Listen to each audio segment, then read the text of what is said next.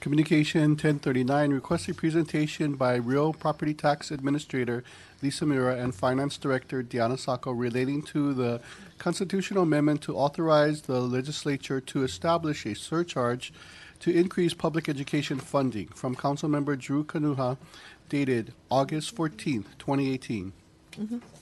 Mr. Kanuha. Move to file communication 1039. Second. It's been moved by Mr. Kanuha, seconded by Ms. Eoff. Mr. Kanuha. Thank you, Madam Chair. And we have Deanna and Lisa here.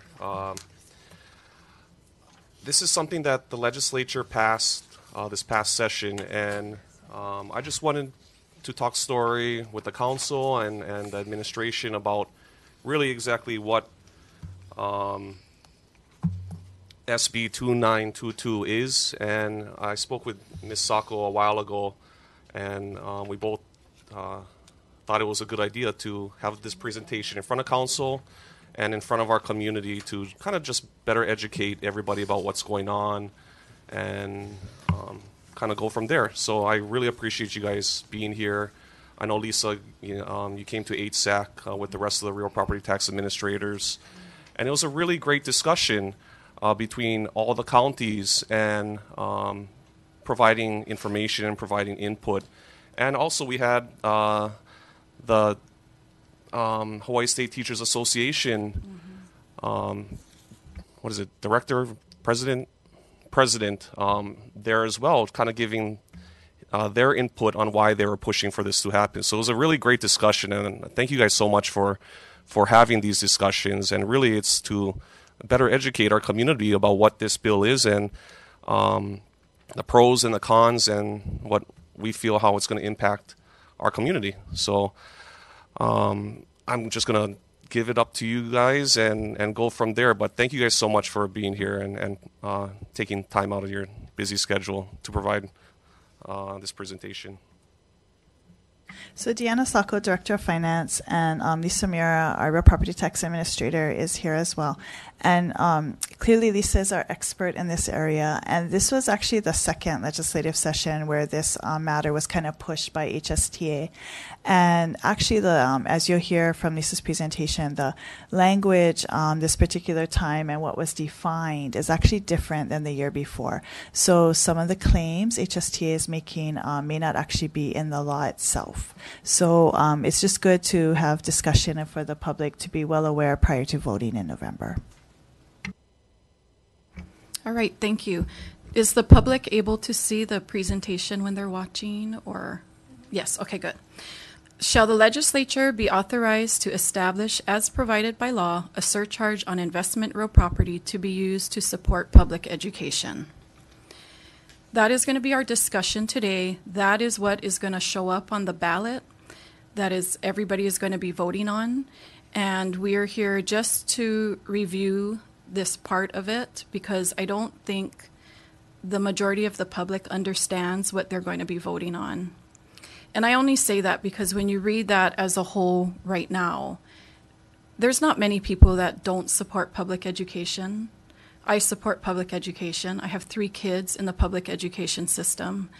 It seems like a no-brainer, and I think the public needs to be educated a little bit more about what this means, because as Deanna said, there's a lot of information that's out there that is not accurate. With every bill, we're going to discuss the bill itself, the good parts about it. It's not totally bad. The reality of how that's going to affect our taxpayers and the tax itself. This Senate bill is 2922 SD1 HD1. Anybody can go onto the State of Hawaii legislature site and review this so they can verify the truth and accuracy in what we're going to present today. The bill states, and this is what they're adding, that provided that legislature may establish, as provided by law, a surcharge on investment real property. A surcharge is really a nice way of saying additional tax. And we need to make that real clear because some people don't understand what that means. They think it's going to be a one-time deal. It's just a surcharge for now. They think it's going to be for a short period. They think it's going to be a little bit. They don't know. And the reason they don't know is because the bill is very vague on purpose. Funding of public education shall be determined by the legislature, provided that revenues derived from a surcharge on investment real property pursuant to Section 3 of Article 8 shall be used to support public education. When you read that, people, at first glance, it sounds like, oh, this is just anything that's not a homeowner. Some people with HSTA, and there are a few other groups that are also claiming that this is only going to affect properties that are over $1 million that are not homeowners. There is nothing in here in the bill that claims or states that it's going to be for properties over $1 million. So then we have to ask, what is investment real property? The legislature didn't make this clear. This is something that if you turn around and you ask a lot of people right now, and we did, and some of them said, well, my home is an investment. I didn't buy that to lose money.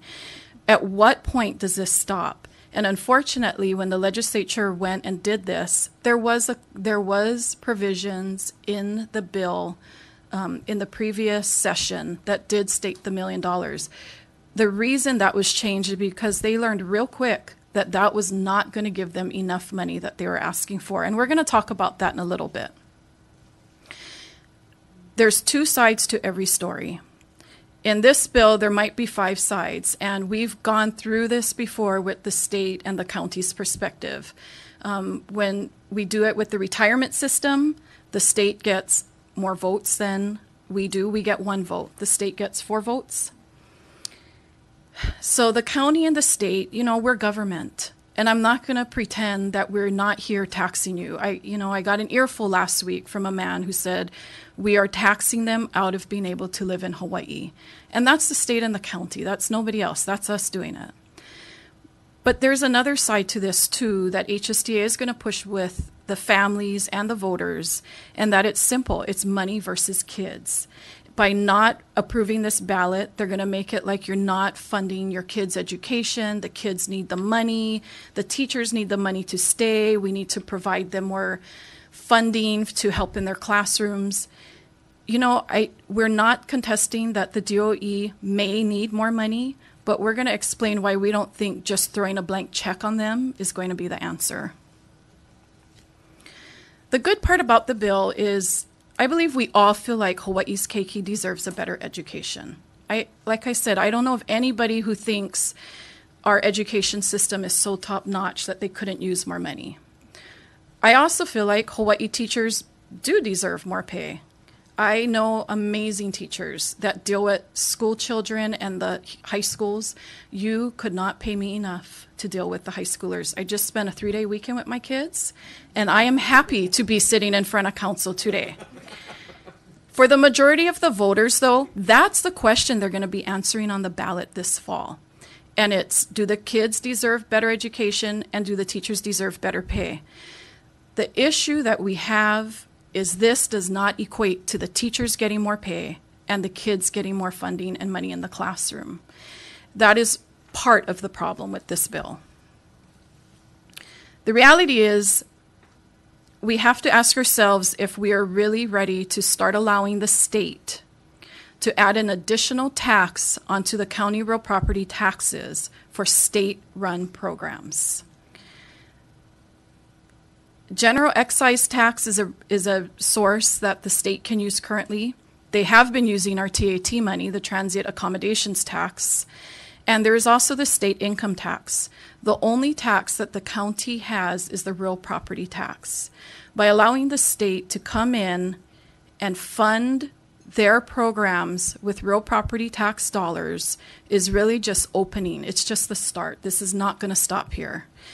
I have worked at a county, and so I don't say this part lightly because it is being drilled into a lot of people. All the other states do collect real property taxes for Board of Education or your school districts. And that's true, they do. The big difference is they also publish their budgets. They have local school district boards. There is a reason it's handled at the municipal and the county levels. We don't have that here.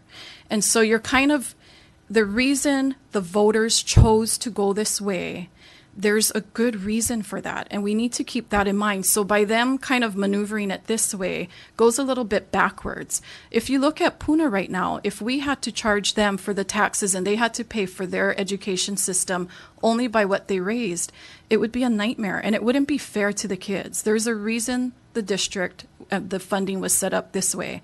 The main DOE administration also sits in Honolulu. And so they're doling out the money. This isn't handled at a local level. Deanna, do you want to say something? No, I was just going to say, I believe I read that state of Hawaii is the only state that has a statewide Board of Education. So that is why we're different from everyone else. And I just wanted to reemphasize that for the public, that, you know, it is true that on the mainland, and we have a lot of residents here that formerly lived on the mainland, that they are used to paying their school board taxes as part of their bill.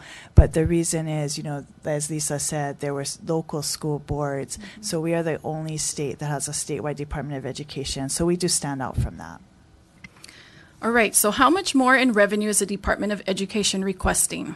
So last year, there was a point where we were told how much money they were seeking because they were trying to figure out how much they were going to need to raise county taxes. At that time, it was $500 million. $500 million. Right now, the state funds the education system approximately $2 billion, and there's additional funding that they get from other sources.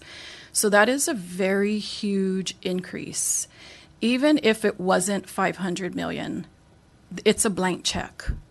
It doesn't state it's going to stop. There's no cap the way the bill was written. There's no percentage amounts. It's just adding on a surcharge, which is the additional tax.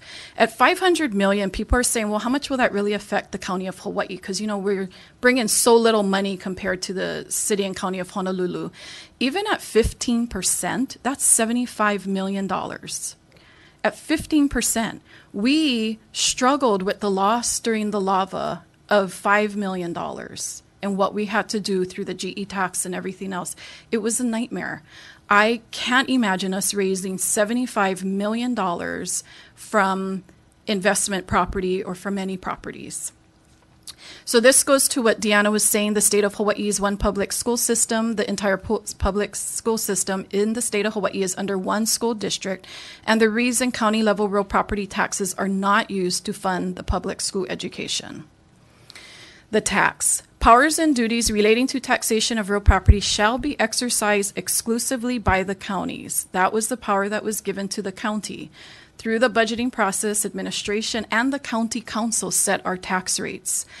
By allowing this ballot measure to go ahead in the affirmative means you will be losing the right to control the real property tax rates yourself.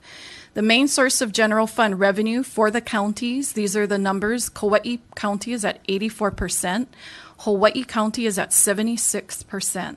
So we're already using a huge portion of real property taxes to fund our general fund for what we need to provide, which is public safety, the services that the county provides. What happens when the real estate market enters a recessionary period? And we all know that it's a matter of time before our market softens. I think we're starting to see that a little bit in certain areas due to the volcano and how it has affected our industry. The biggest part of being so Honolulu-centric and where the legislature is sitting, this is where I think a lot of the problems have started. They were looking at City and County of Honolulu. They weren't looking at how this was going to affect the neighbor islands. And some people have already called our office and said, oh, is this because of the rail? Is this because of that? It doesn't matter why it got started. We are here right now, and we need to do something about it. Honolulu doesn't have a homeowner's tax class. So when the legislature says they're going to add a surcharge onto all investment real property, what is that on here? The county of Hawaii is the only county that has affordable housing. Affordable housing is going to be considered investment real property because it does not have a homeowner. So is agricultural. When you look at the agricultural category for our island, we have the highest number of properties in the agricultural class.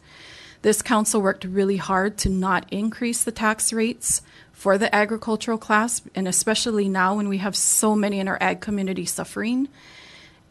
when you look at what the residential tax rate is, just straight, and that's the very top line, Maui's at $5.54. Honolulu is at $3.50. The residential A, which is that one step down, is $4.50. So they've already added an additional tax for their first $1 million, and then they went and added another tier to that. So if you're over $1 million, then you're taxed at $9. Hawaii County is by far the highest tax rate for residential. A lot of that is because our properties are valued at less, but it's at $11.10. Kauai County is next at $6.05. So one of the questions we had to the legislature is, how do you add a tax onto that? Are you adding a straight across the board tax? Is it going to be a percentage? Well, they haven't figured that out yet. They haven't figured a lot of things out yet. So I think the ballot is extremely premature at this time because they're banking on us not being able to tell every single person how it's going to affect them. The minimum tax for each county is different. Hawaii County is by far probably the most kind on minimum taxes, if you want to say that, because we have the tiered class as well for homeowners. The county council and administration, we did raise that approximately 2 years ago. And so this is our second year that we're collecting the higher minimum tax. The Hawaii County is at $200 a year, except if your property improvements are assessed up to $25,000, then you pay $50 min tax. If your property is valued at $25,001 to $50,000, you pay $100. And then properties $50,000 and $1 to $75,000 is at $150. And that was when our minimum tax doubled. This is the part that I know when it comes to the average taxpayer, they're not really interested in the bond ratings. And honestly, before I worked in finance, either was I, because I didn't realize how much it affected us as individual taxpayers. So this is where I take personal issue with anybody saying, oh, this is going to affect only people that own, really nice houses that are over $1 million. There's no impact to homeowners. There's an impact. We have already heard from the bond rating agencies that our bond ratings will go down if the counties lose sole control over setting their own tax rates. And the main reason for this is because when we have to raise our tax rates, and you all know how hard it is to raise tax rates. I mean, we had a hard time talking about putting somebody from min tax to zero. But to raise tax rates, it's really hard. And it should be, because it affects everybody. But when you impact when you have this additional tax that you have no control over, it will limit what we can raise our tax rates. Furthermore, with our bond ratings going down every year, or sometimes more than once a year, finance has to come before council to issue bonds.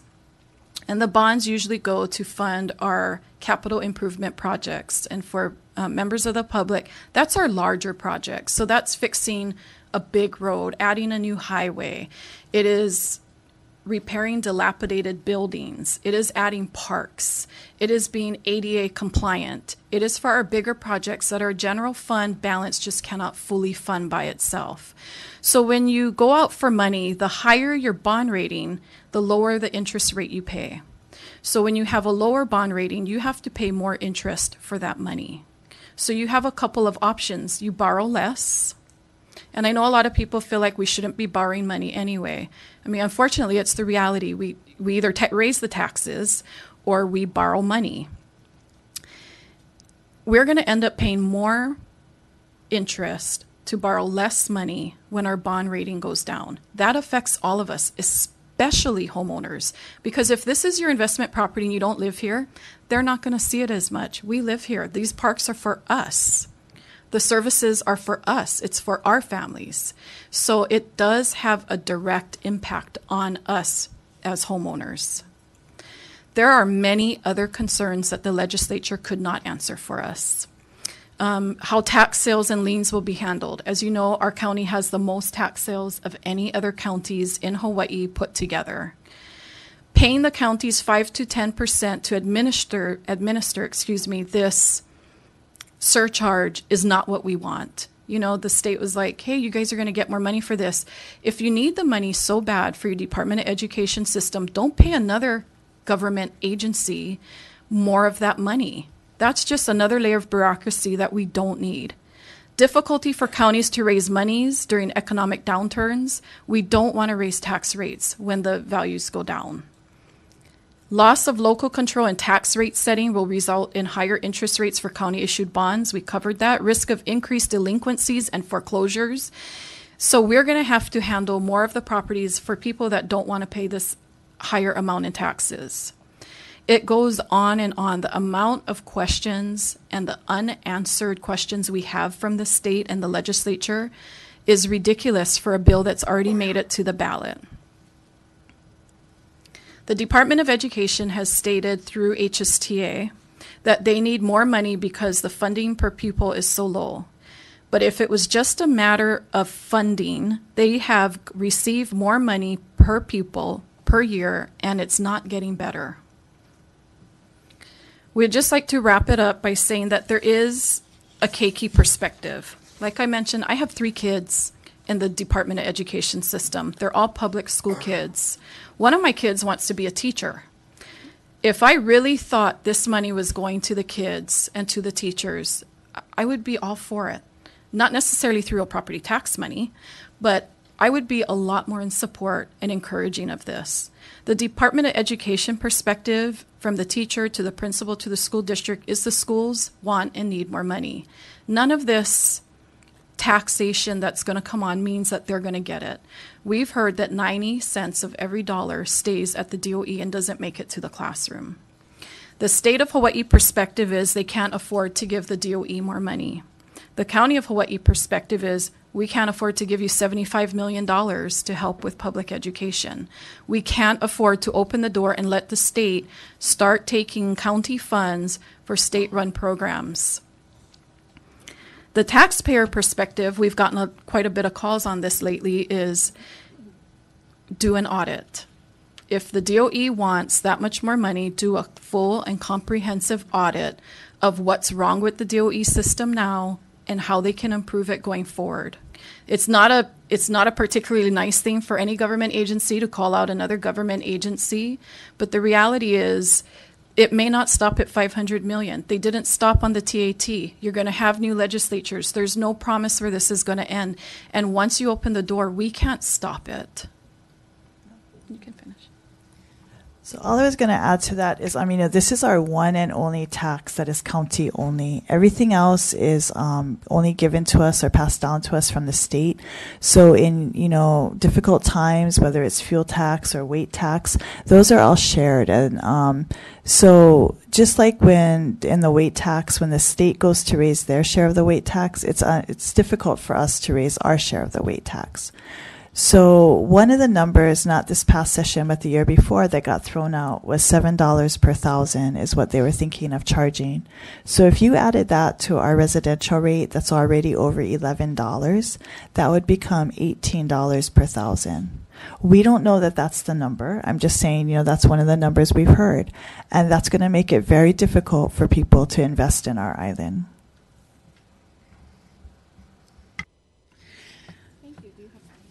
Sorry. Thank you. Do you have any questions? Mr. Kanuha, go ahead. No questions. I'll leave it Okay. up to the rest of the council, but just want to mahalo you guys for presenting in front of us. I might have questions after I let everybody else go, but All right. I yield.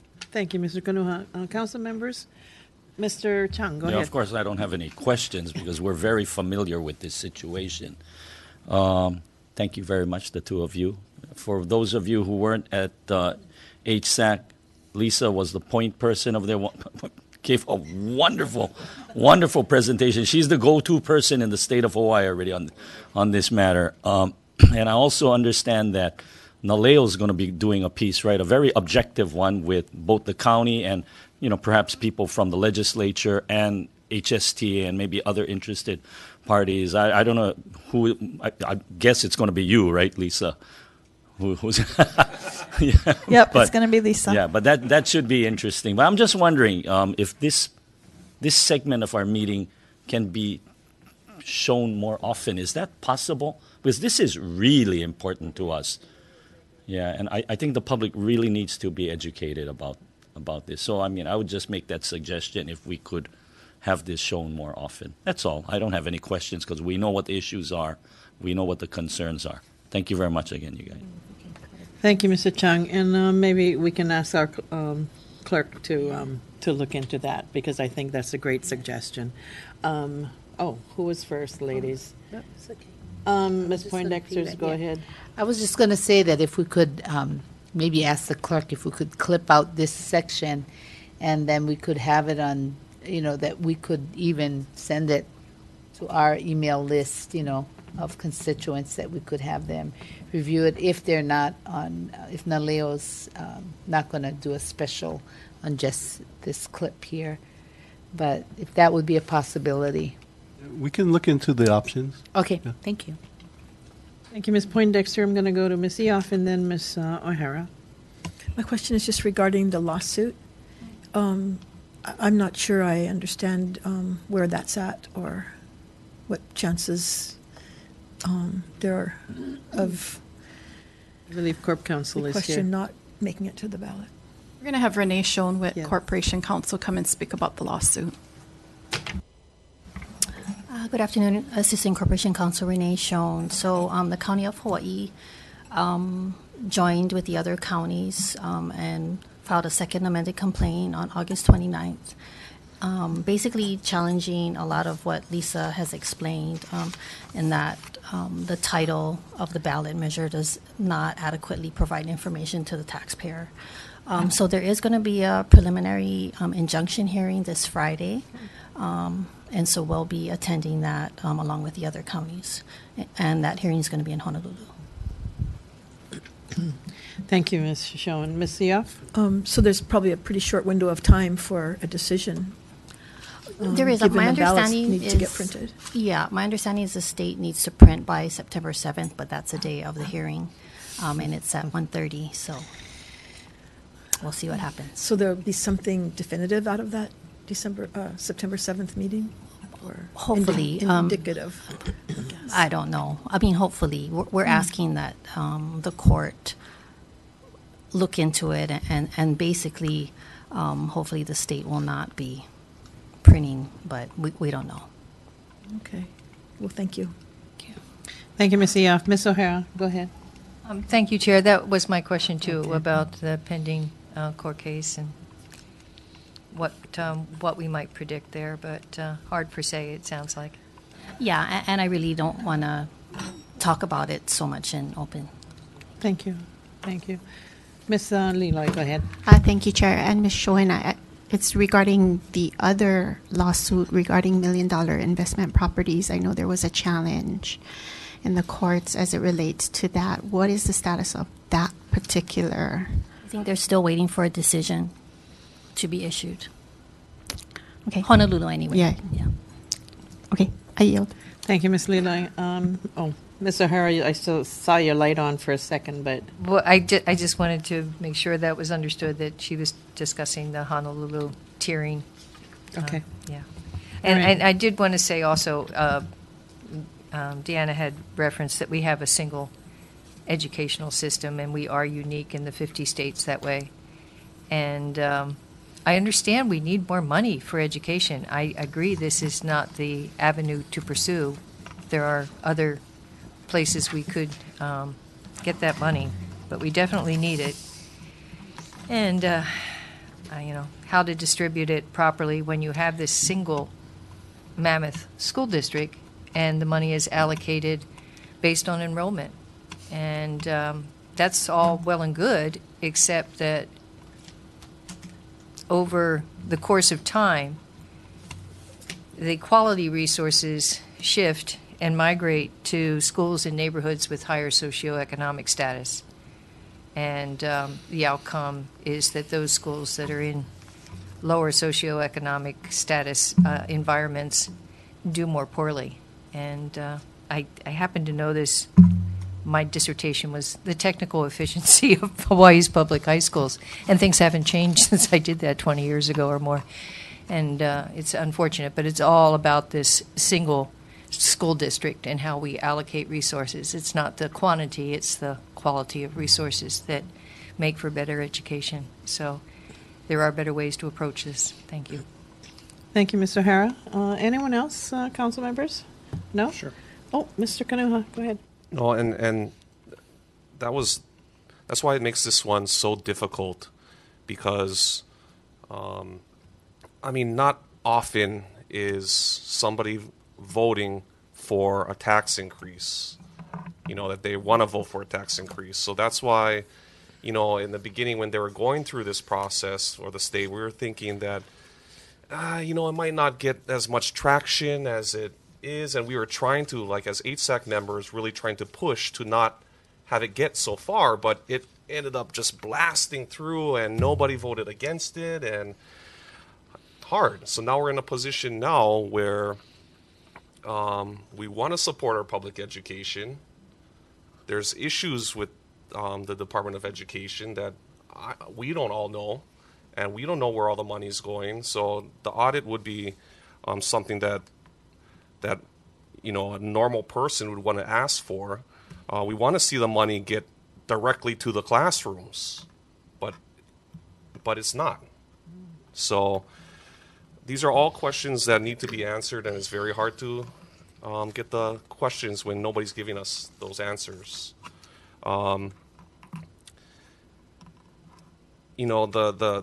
This lawsuit will dictate how this all plays out.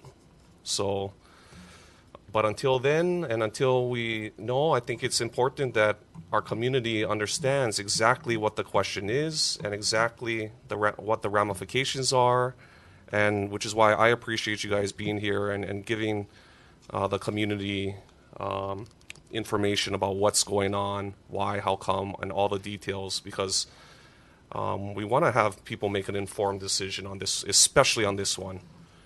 So thank you guys again, and I think it's really important that our community have greater access to this presentation, and I'm looking forward to the NALEO discussion.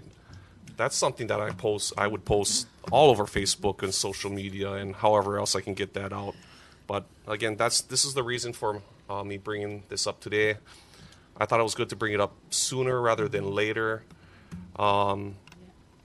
So thank you guys, and mahalo for putting the presentation on your committee. Yeah, thank you so much for the opportunity. And, as Lisa mentioned, SB 2922 is on the legislature's website. And it is interesting as to, how they worded things. And it doesn't say that this tax will be in addition to, the funding already provided. It just says that it will be used to support the funding. So, the state has the same challenges we do with those ERS rate increases, the, OPEB prices going up. So they need to fund their costs as well. And so, it's nowhere in here does it say education is going to receive the additional money. Thank you. Ladies, thank you, Mr. Kanuha, for bringing this presentation before the public especially. And I really want to thank Ms. Miura. I was personally at the HSAC presentation that you did. And I think we were all like talking about you for the rest of the weekend, because you did an excellent job in saying it like it is, and the realities of what this is. Because if you just read it, and this is exactly how they're promoting it, that you have to vote for this if you support educating your kids and giving teachers more money. So this is almost like a great, it isn't what it seems like, And ballot questions. Ballot questions are very important on how you phrase them. And I think this county went through their this whole exercise on making sure that the question you ask, when they vote yes, they mean yes. And not if you vote yes, you mean no. So I think this county took the lead in trying to make that clear for the public. And I really appreciate you, Ms. Sacco and Lisa. Thank you so much for doing this for our community and this island. Mahalo. I just want to thank you for that. I was able to be a lot more candid at HSAC, so I felt like that was very direct. You were. There were still, before the preliminary voting, so there was a lot of different issues at that time in the room. Yes. So hopefully it doesn't bore everybody else. But thank No. you very much for letting us be here. We appreciate it. No, I think you have an occupation not in real property tax. Hey, quiet. We like her where she's at. Oh, I know. She's very valuable where she's at, too. But you have talents. Thank you. All right, council members, are we... Just real quick. Oh, I'm sorry. Go ahead, Mr. Kanua. No, I just wanted to inform the rest of our council that HSAC at our past meeting, this was on the agenda, and HSAC voted to oppose the ballot question and help offer additional educational pieces to our communities in not really in the opposition part, but more of as a educational piece. Yeah. Thank you for that, Mr. Kanuha. Chair, can I ask the same? I know that Ms. Poindexter said and asked if we could have this video piece or video clip, and I'm sorry that Big Island Video News left us. This would have been a good clip for them for today. But if we could have like a one-sheeter with 6 or 7 bullets that really get the points across, that would be just excellent, because you've made really good points, and it's all how you package it and explain it to the public, because on the face of it, it's a feel-good measure. Of course, we want more money for public education, but they don't understand that the commitment isn't entirely there, and that the money is going to come at an expense. So I think those points would be great if you could just give us a short bullet list, and then we could really punch it out there. That would be That's right. helpful. Thank you.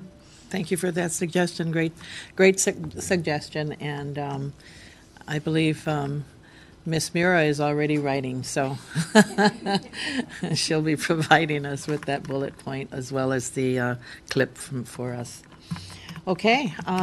All those in favor of filing communication, what is it? Sorry. 1039, please say aye. Aye. Any opposed? We have 6 ayes, 1 absent, and 2 excused. Thank you very. Yes. It's been moved by Ms. Leloy, seconded by Ms. Poindexter. All those in favor, please say aye. Aye. Any opposed? We have 6 ayes, 1 absent, 2 absent, 1 absent, 2 excused. I'm sorry. All right.